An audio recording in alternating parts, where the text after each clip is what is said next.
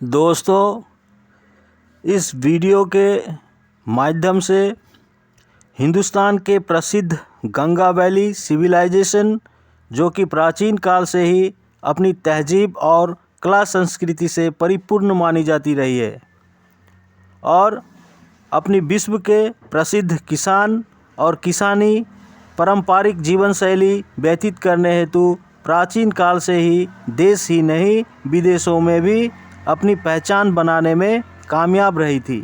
दोस्तों, Ganga valley civilisation या इन क्षेत्रों की ज़मीन भारत की एकता और अखंडता के प्रतीक स्वरूप मानी जाती रही है।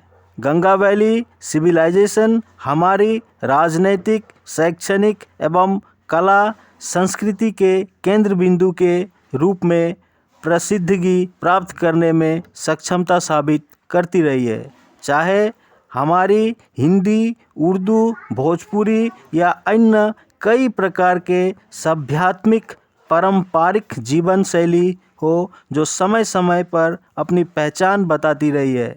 इसी के साथ चाहे वो हमारी सेकुलर डेमोक्रेसी हो या हिंदू मुसलमान भाईचारा, कोई भी भिन्नता जो समय काल से जन्मी हो इत्यादि की एकता के प्रतीक मानी जाती रही है।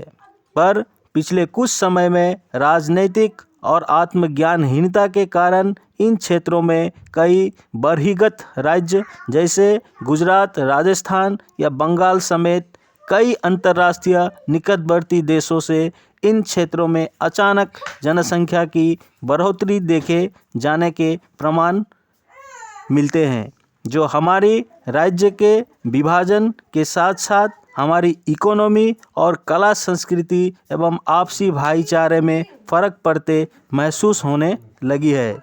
इस प्रकार की बढ़ती जनसंख्या और ज़मीन हड़पने की होड़ हमारी भौगोलिक सुरक्षा के लिए श्रापित साबित होने की संभावना बढ़ती दिखाई देती है।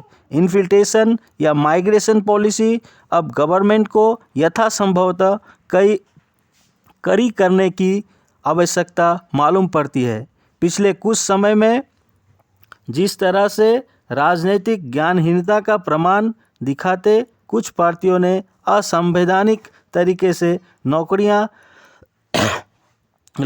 नौकरियां लगवाई, जो कि लगभग 2 लाख के आसपास होने की आशंकित हूँ, जो केवल मात्र इन क्षेत्रों के रहने वाले नवयुवकों को ठगने मात्र ही साबित होती दिखाई देती है। चाहे वो बिहार विभाजन हो या देश में उठ रहे हिंदू राष्ट्र की मांग हो, किसी भी तरह से देश हित में नहीं मानी जा सकती। ऐसी ताकतें केवल मात्र अपनी प्रशासनिक क्षमता, जो चाइना, अफ्रीका या अमेरिका जैसे देशों को फ़ायदा पहुंचाने के अलावा कुछ और करते नज़र नहीं आती है। यह केवल भारत और भारत की प्राकृतिक संपत्ति की लूट के बजाय और कुछ मालूम नहीं पड़ता।